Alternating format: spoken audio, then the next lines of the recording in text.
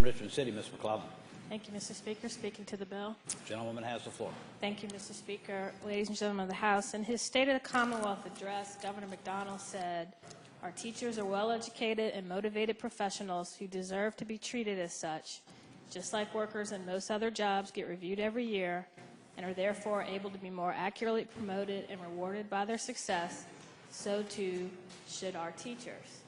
He used that statement to explain why he was asking the General Assembly to eliminate continuing contract. He argued that doing so will provide more incentives and accountability to attract and retain the best and the brightest teachers. The reality is it will do just the opposite. First, let me tell you what about this bill I do not object to.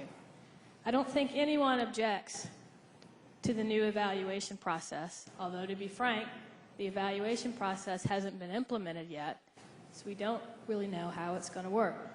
But no one would object to having our teachers evaluated. No one would object that incompetent teachers should not be teaching anymore. But continuing contract is not tenure. Incompetent teachers can already be gotten rid of under continuing contract. People who think teachers should not have continuing contract, and let me be perfectly clear what this bill does. All new teachers, and eventually all teachers, will serve a 3-year term contract. And at the end of that contract, they can be released or their contract not renewed for any reason whatsoever. Legally, that is not firing them, and I will grant you that. But the practical result is that teacher loses their job. The reason continuing contract was adopted, I think it was 80 years ago, was because the teaching profession was full of nepotism, cronyism, and every other kind of ism you can think of. If a teacher and a principal didn't get along, for whatever reason, that teacher was gone. Under this bill, if a principal doesn't like a teacher for whatever reason, he or she bides his time until 3 years is up, that teacher is gone, with no process whatsoever, no reasons given. The bill says that the principal has to consider the evaluation, but what does that mean? The principal can say, yeah, I considered it.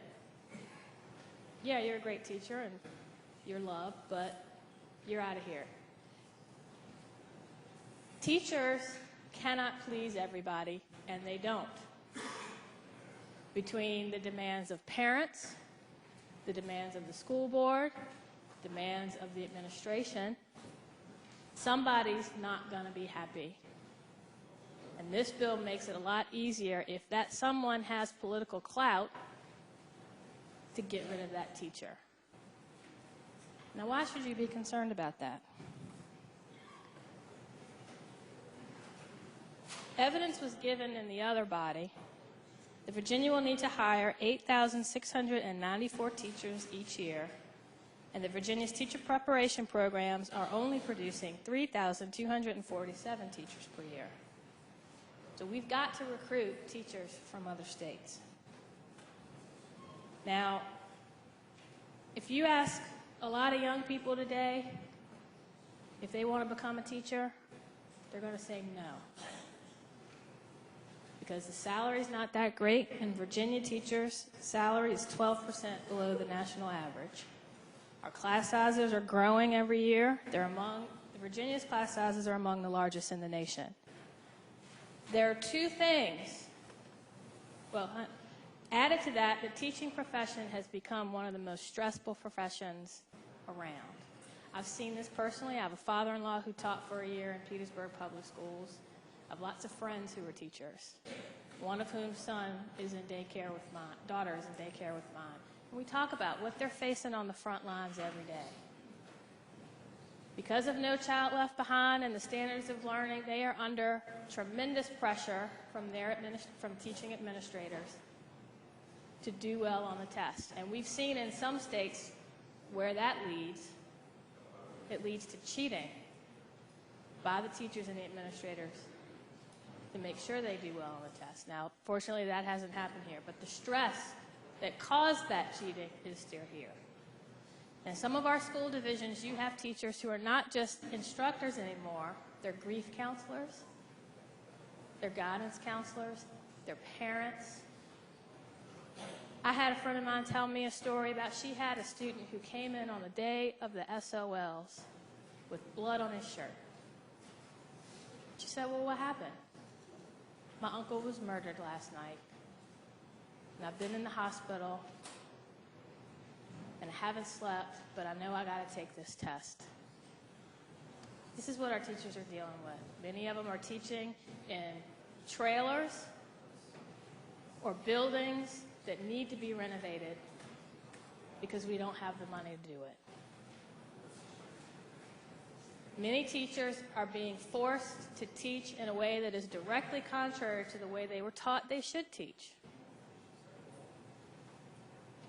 They get burned out really, really easy. So what, other than the love of the students, which they all have, but you can't live on love. So what's keeping them there? Two things. A generous benefits package. Well, guess what? We've got legislation that we've been dealing with that chips away and chips away and chips away at their retirement package, first by having them contribute to it, which reduces their already pretty low salary, their take-home pay, or by converting from a defined benefit to defined contribution, which means the stability that they have in that retirement package is being chipped away. And the other thing that keeps them is some sense of job security. Yes, I can be fired if I'm incompetent, but I can't be fired because I dare to go down and testify at the General Assembly on a bill and my principal or his boss didn't like what I said, or because I don't get along with the principal, or because a very powerful student didn't get the grades they wanted, and so that parent is now putting pressure to make sure I lose my job. And if you don't think that happens, you're naive. So this bill, and I'll give the administration and the gentleman from Stanton credit. It's getting better, and you've addressed a lot of the concerns originally raised. But the basic purpose of this bill, and everybody will admit it, is at the end of your 3-year term as a teacher, you can lose your job for no reason whatsoever. Now you think about that when we try to find people to come to Virginia, to some of the toughest school divisions that we have, and say, come teach here, but your pay's not going to be that great. The circumstances under which you teach are not going to be that great. We can't guarantee that you're going to have good benefits or a good retirement package, and we can't guarantee you're going to keep your job. Is it any wonder why if you ask a young person today, do you want to be a teacher, they say no. And for that reason, I cannot vote for this bill. Thank you. Gentleman,